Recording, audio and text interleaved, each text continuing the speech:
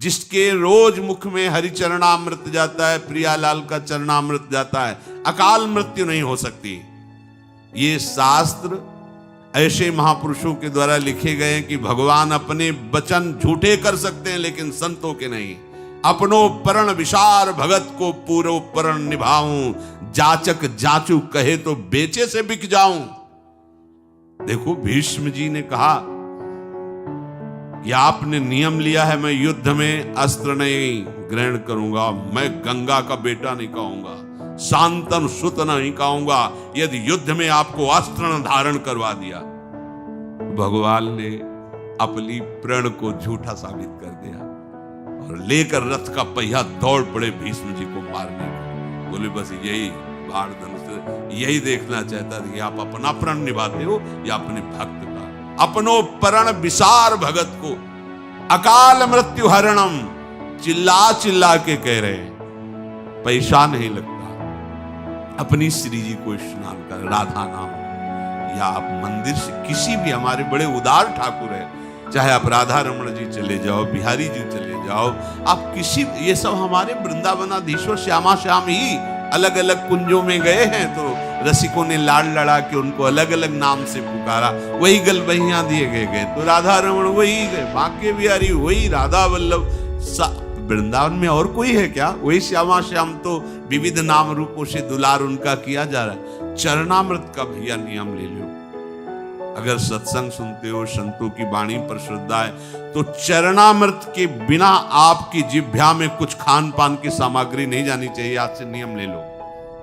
श्री जी का चरणामृत अपने घर में श्री जी को स्नान, वही है, विश्वास करो, राधा नाम का यदि चरणामृत वही है, पर नियम से लो कि बिना चरणामृत मुख में डाले हमारे जीवन पोषण के लिए और कुछ नहीं जाएगा। पहले चरणामृत, फिर पानी, फिर भोजन, फिर ये दिनचर्या।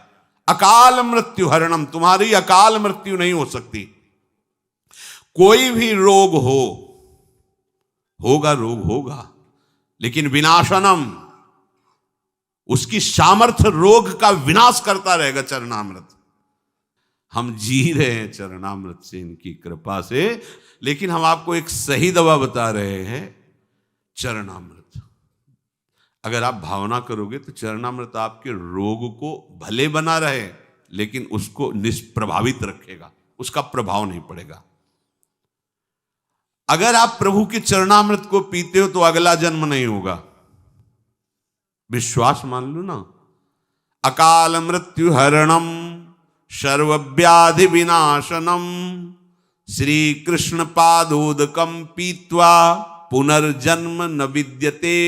भगवान अपनी बात काट सकते हैं, ये भगवान जो महापुरुष के रूप में लिखते हैं ये बात नहीं काट सकते। ये बड़े बड़े संतों के अनुभव की बात आज हम भूले हुए हैं।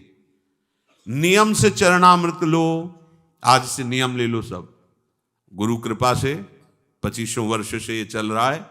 सबसे पहले चरणामृत, गुरु कृपा से हमारी सामर्थ्य नहीं कि हम ऐसा निर्वाह कर सकते या चरणामृत का हमारे प्रति ऐसा श्रद्धा भाव होता, क्योंकि काशी के उपासक रहे हैं तो ज्ञान मार्ग के रहे हैं, पर गुरु कृपा से ऐसा कि उन्हीं की कृपा से चल रहा है। किसी दिन बिना विघ्न के भी कोई ऐसा विघ्न नहीं पड़ा। जिस दिन आप देख, पहले चरणामृत, इसके बाद पानी, इसके बाद और कोई, पहले चरणामृत।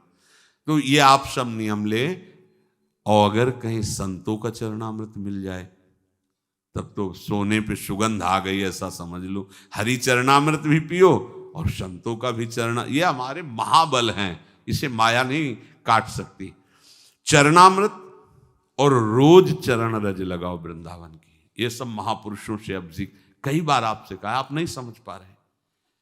यहां कोई भी कण नहीं जो प्रेमी भक्तों के आंसुओं से भींगा ना हो। तो अपने लोग तो इस कोटि के हैं नहीं, पर यहां ऐसे महाभागवत हुए, रात दिन अश्रुधारा चलती रही। किसी की आनंद अश्रुधारा, किसी की विरह अश्रुधारा। ये प्रिया प्रीतम के प्रेमियों की चरण रज, उनके आंसुओं से भींगी हुई ये चरण रज, और स्वयं लाडले युगल सरकार के चरण चिन्हों से चिन्हित भूमि।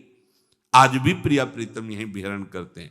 शरीर में रज लगाओ, चरणामृत पियो, और वाणी से किसी की निंदा मत करो। वाणी का वेग आवे तो खूब जोर जोर से 84 जी गाओ, केलिमाल जुगाओ, वृंदावन दास जी की वाणी, ध्रुवदास जी की वाणी, ये अपने रसिकों की वाणियों में हमारा बहुत बड़ा खजाना छुपा हुआ है। ये हमको गुरु वाणी पर विश्वास होने पर एक समझ आए, नहीं तो शुरुआत में जब था तो योग वासिष्ठ और उपनिषदों में ही हमारा विश्राम मिलता था, क्योंकि ज्ञान मार्ग के पथिक थे, ये सब करने पर भागते और एकांत में जाके जब योग उसका विचार करते तब जाकर शांति मिलती। क्योंकि इस रस का रसास्वादन जब गुरु आज्ञा पर कि तुम्हें ये करना ही है, तो बस एक नौकरी की तरह हमें चतुरासी जी का पाठ करना है, हमें ये करना है, ये धीरे धीरे जब दरवाजा खजाने का खुलेगा तो फिर सब धरे के धरे रह जाएंगे। अलक्षम राधाख्यम निखिल निगमई रप्यतितराम रसाम भोधे सारम, खुल गया गेट। अब रसाम भोधे सारम, आप तो बस प्राण रमी रही हरिवंश वाणी।